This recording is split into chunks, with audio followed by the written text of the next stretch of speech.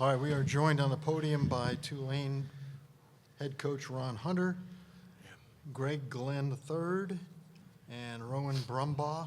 Coach, let's just start it out with some comments from you, and then we'll open it up for questions. Well, you get to this time of year, every game is hard, but this is a team that doesn't have a senior. When I woke up this morning, I didn't realize that only really 2 of our guys out of the 15 or 16 guys have ever even been in a conference tournament game.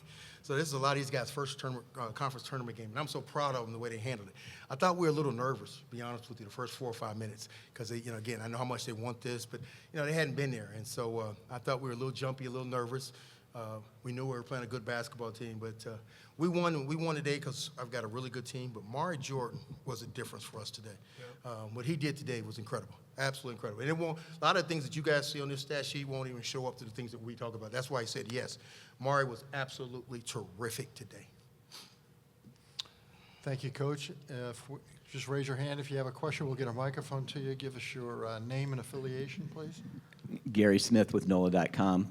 Ron, there were a lot of things that could have gotten you beat today. You couldn't make a layup in the first 10 minutes. You were in a ton of foul trouble, and their freshman had a career day. What does it say about the team that you guys were able to find a way to win this one? We've been winning like that all year. Matter of fact, I think it was 6.5 to go. We were talking in the timeout. This is our kind of game. Ugly. We hadn't done well, and this is our kind of game. We've won a lot of games like this year, and there we go. We won it again. We executed at the end of the game with our defense. Our defense ended up winning. We made free throws when we needed to, and then Asher hit a clutch shot to make it a 2-possession game. So it just felt like a Tulane basketball game of how we've played the last 6 weeks. Gregg, you guys didn't have a great rebounding day either, but you came up with a huge rebound and then the putback dunk to tie it, I think, with about 2.5 minutes left, and then you guys took control from there. Just what was your mindset in this game, even though everything wasn't going your way? How confident were you that you would end up? I'd say just give it all I got and win the game. That's all. Give it all I got. Rowan, same thing for you. Just when things weren't always going you guys' way, you could still look in the eyes. You guys looked like you felt like you were going to win. Just what was the mindset during the game? Just play every possession because it's such a long game. So teams are going to go on runs, but it doesn't matter what they do. We just got to focus on what we do. Chuck, we have anybody on Zoom? If anyone on Zoom has any questions, use the raise hand feature. Wait. Seeing none, we can keep it back in here. Okay, go ahead, front row. Ron, you've talked all year. You've got so many different guys that can hurt you. You don't know who's going to step up. You mentioned Mari today. How important is that in a tournament setting? It is. It's huge, especially when you got 7 freshmen on the roster. It's really huge. We knew that someone would have to step up, and he was big. But I think they were 9 of 33 from the 3-point line, and they're one of the better 3-point shooting teams, not only in our league but in the country.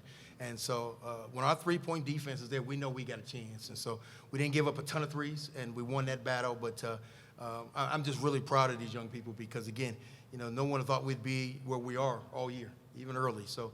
And it's all what these guys have done. And you closed the first half on a 12-0 run, and you closed the second half on a 9-2 run or some 11-2, something like that. That just the poise that your guys showed. What did you feel about that? It's funny. I've been talking about how young we are and being the only team in the country without a senior. But it felt like I had 9 or 10 seniors today. They never cracked. Earlier in the year, teams would jump on us and we kind of fade back. And, we've been through so many battles early, and people wrote us off, in November. And these guys have just grinded it out. And there's nothing that's going to happen in this tournament that we hadn't seen, whether it's a last-second shot or has to defend. And so, we're not freshmen anymore. We still may, on paper, look like the youngest team in the country. But right now, these guys, they're hungry and they're confident. Gregg, what made their freshman player of the year so difficult to deal with? Because you guys haven't had anybody kind of do as much as he did to you on the inside all year long. It was necessary. It wasn't necessarily him. It was just us being a little nervous. And like you said, the first 4 minutes, the rest of the game, we just did what we do best. And when you struggled to finish inside early, how did you make sure not to let it affect the way you played later on? Because you stayed aggressive the whole way. I just prayed to God. God just helped me at the end of the day. Thoughts on Memphis tomorrow? Who we play? I think it's I'll worry about that tonight, man. I even brought my old Penny Hardaway shoes. I might wear them in the game tomorrow, just out of respect for my brother. I may wear some Penny Hardaway shoes in the game tomorrow. Maybe that'll give us a little luck. So I may do that. Thanks, guys. See you guys tomorrow. All right. Thank you, brother.